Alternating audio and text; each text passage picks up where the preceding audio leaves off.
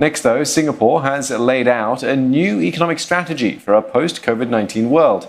The aim is to deepen its role in Asia's growth by forging connectivity with key markets. There'll also be an emphasis on building a strong base for research and innovation. The plans have been laid out by Deputy Prime Minister and Finance Minister Heng Swee Keat. He says economies are at an inflection point as COVID-19 accelerates structural shifts. Michelle Teo explains. COVID-19 created a new normal. It's also reshaping Singapore's offering to the region. From being a transport hub to a global intellectual property centre in Asia, where innovative ideas can grow into global businesses. That's why a refreshed research, innovation and enterprise plan for the next 5 years will be revealed in December. It'll focus on new national priorities, from early childhood education to lifelong learning and elder care. We are at a critical juncture in our economic development and the stakes are high. In the next few years, economies will undergo rapid transitions. Depending on their response, COVID-19 will benefit some and disadvantage others, whether at the firm level, sector level, or across the entire economy. We must take the actions now that will allow us to not just get through COVID-19, but more crucially, gain ground that will pave the way for our next lap of economic growth in the next 5 to 10 years. Maritime trade can also be a bright spot in the economy as firms diversify their operating bases.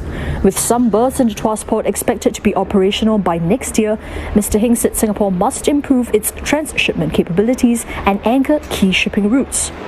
We'll further strengthen our value proposition through greater regional cooperation and by building up a leading trade and logistics ecosystem.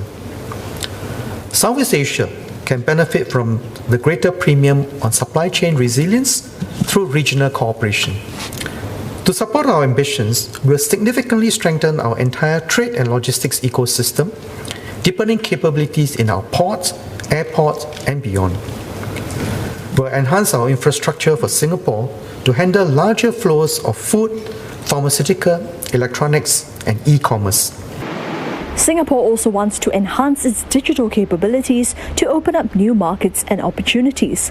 This includes having a business-friendly environment with strong intellectual property rights and a skilled and diverse workforce. Even as we level up the skills of every worker at every age, we still need to bring in global talents to complement our Singapore talent. By building on complementary strengths, we can build cutting-edge capabilities in our workforce and our firms and plug into global networks. This will ultimately benefit all Singaporean workers. We'll continue to update our foreign work pass policies carefully, such as our employment pass and S-pass rules, to achieve this synergy.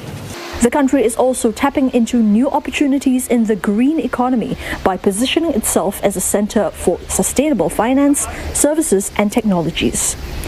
Singapore is also ramping up local production of essential supplies like food to build resilience and act as a new growth driver.